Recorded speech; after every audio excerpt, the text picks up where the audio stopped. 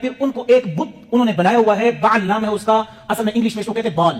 یہ بال نامی ایک بت ہے. یہ وہ بت ہے جو الیاس علیہ السلام کے بارے میں جو میں نے آیتیں پڑھی ہے، وَإِنَّ إِلْيَاسَ لَمِنَ الْمُرْسَلِينَ إِذْ قَالَ لِقَوْمِهِ أَلَا تَتَّقُونَ أَتَدْعُونَ بَعْلًا وَتَذَرُونَ أَحْسَنَ الْخَالِقِينَ اللَّهَ رَبَّكُمْ وَرَبَّ آبَائِكُمُ الْأَوَّلِينَ.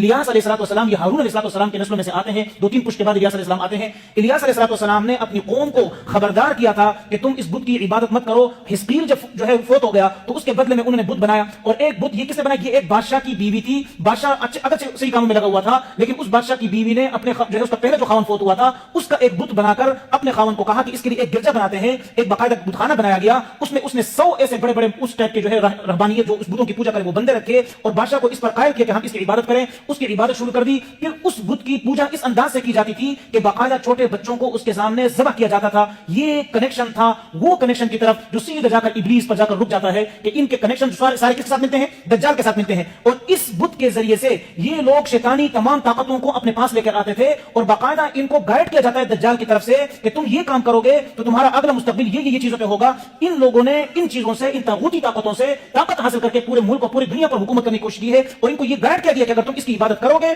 تم یہاں پر ان بچوں کو ذبح کر کے یہ چڑھاؤ گے تو تمہیں اس دنیا کی طاقت ملے گی، اس سے شیطان خوش ہوگا. یہ اس دور سے شروع ہے اور آج کے دور میں یہ سامنے آیا ہوا ہے.